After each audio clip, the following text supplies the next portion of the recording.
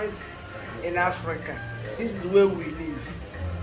You know, you try to organize a lot of people that married from Africa, Nigeria mostly, all the foreigners, women that married from Nigeria. They will say their own mind, their own things, how life has been with them, how things, families, how they are getting along. You is from there, you go international. Please, can I know who you are?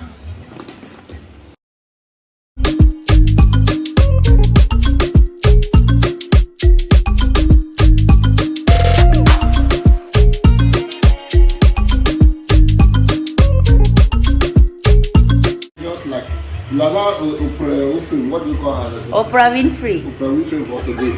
Oprah Winfrey from Enugu. No. That is where we are. So right here, She's my mommy from Malaysia, Mama Rose for life. Live from Miracle Chapel.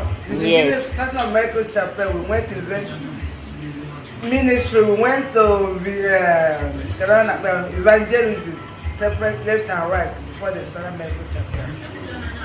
My name is Mary Rose. Mary Rose Elemo Akamakadina.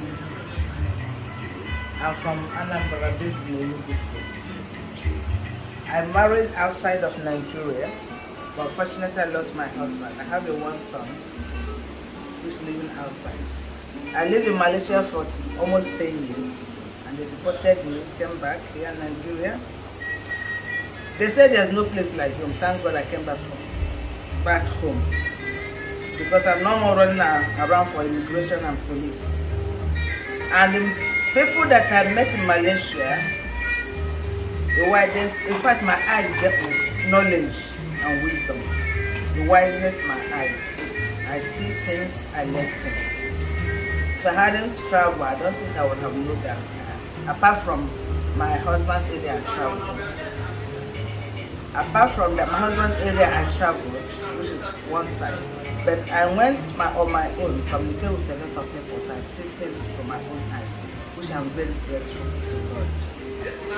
And as I came back, I see things that's not the same thing.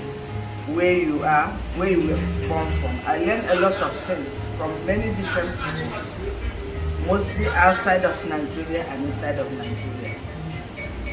And here I am with my very good pastor, Papa K and Mama K, whom their ministry was the name Miracle Chapel in Malaysia, Solution Center. that's good.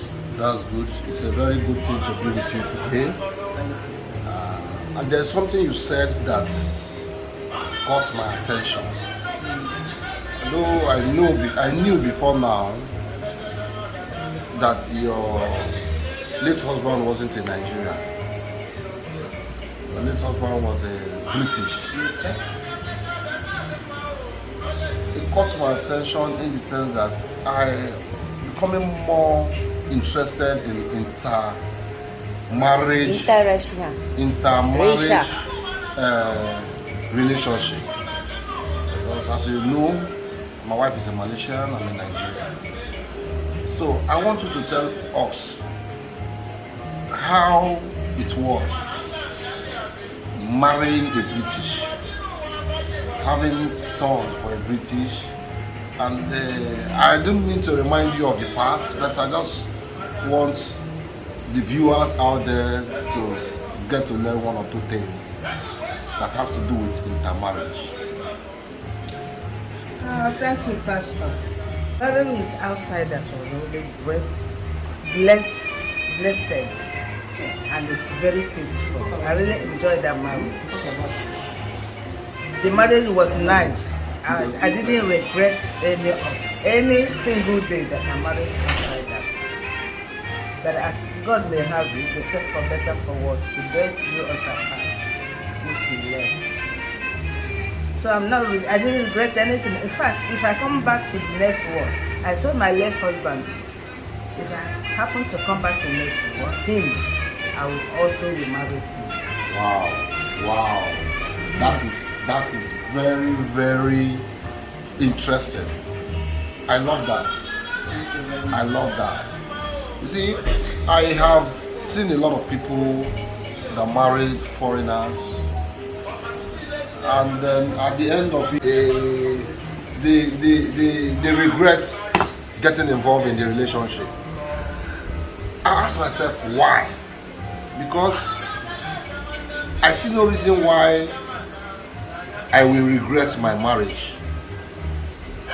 My wife is not a Nigerian, she's in Malaysia. I see no reason why I will regret being in this relationship. In fact, like you just said, even in the next life to come, if I'm opportune, if there is life after this, I'm opportune, I will marry forever. Hey. Why? Because so far it has been so good. Peaceful. Yes. Thank you, sir. So then I always want to, why do people regret such relationship? I don't really know. Maybe basically from, as Africa, they believe too much in tradition, but they never act to it. They never practice traditions. That is my own opinion. I don't know why people regret or make comment of modern foreigners. I don't know, and I can't, and I still don't know. I cannot say the reason why, sir. But for me, I prefer to marry who I married. Even the next life, 100 years or millions of years, if my late husband happen to be come back to life, I'll still marry him. Him or foreigner? Your late husband? Yes. So if I understand very clearly now, what you are trying to make us understand here is marriage is how will I put it? Like wherever you found your husband, wherever you find your wife, whether African, American, British, Malaysian, Chinese, whatever. So long as you both Have peace of mind. yeah, so, Love. So marriage, such marriage should be encouraged. Yes. It should be encouraged. That is it. That's it. Then I now begin to wonder, how do some people come about regret? And something within me tells me that those parties involved in that relationship were selfish. They're not selfish. It's from their family background. Some will agree and some will not agree. Yeah.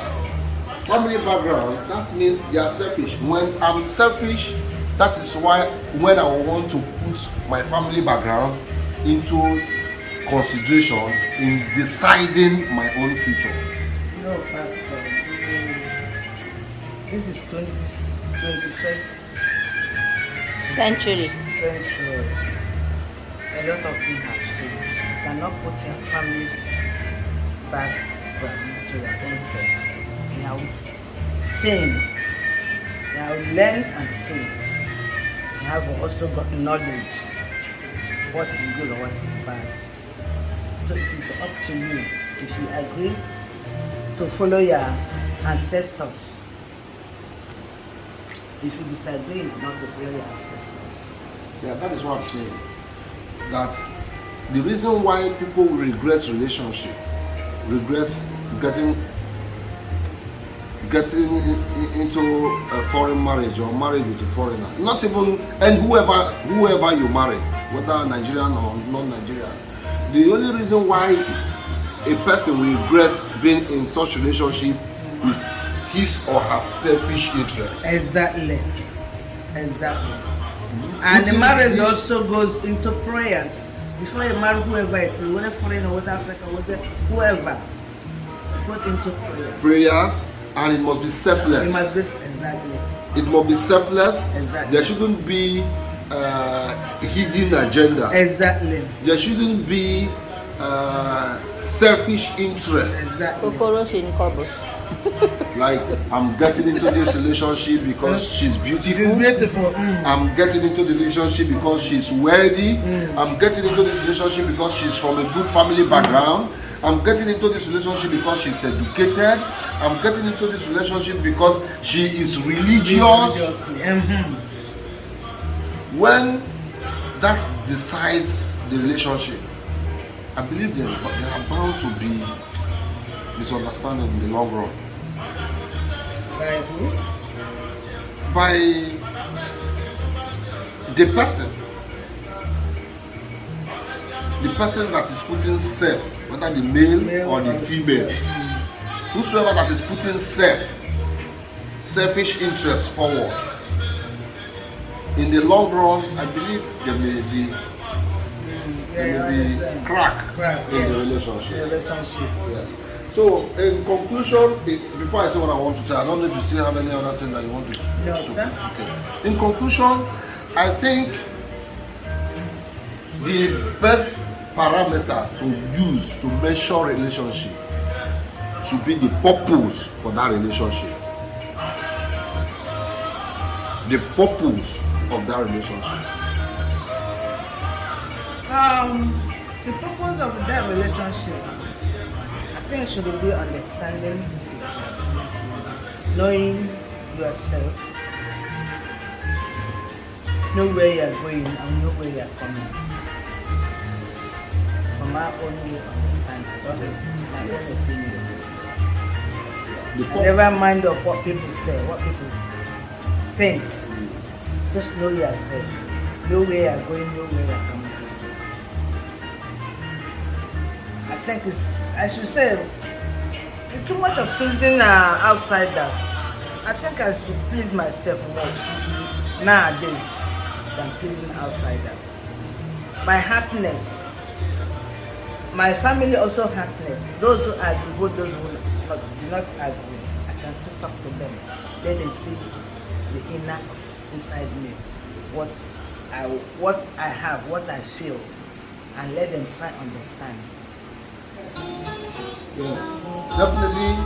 When you understand yourself, you understand where you are going, and you stand by your purpose. Immediately, people may not understand you. No. Relatives, friends, associates may not understand you.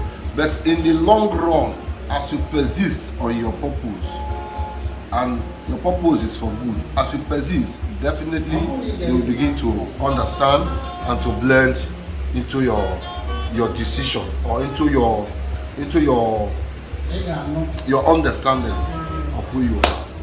So all the same, I want to say thank you for this wonderful interaction with you. Thank you.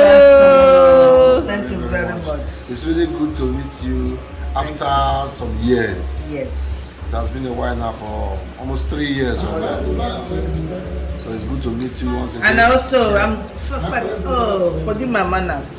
I didn't even thank you for coming to visit me in the prison, Malaysia prison, and bring some goodies, which I share with my intimates. So I'm very much grateful. I'm not going to appreciate it. I thank you and I pray over it. Thank you, sir. It's a privilege for us to have come into contact with each other.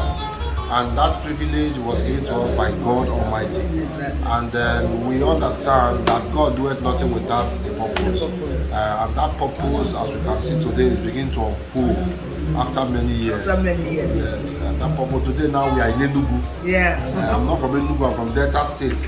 But today I'm comfortably relaxed in Enugu. Why? Because I have you as a family. Because I have family here that I can relax and be confident in. So that is the purpose of God. For us to come together as a family, one big family, to His own glory. So God bless you. Thank you, sir.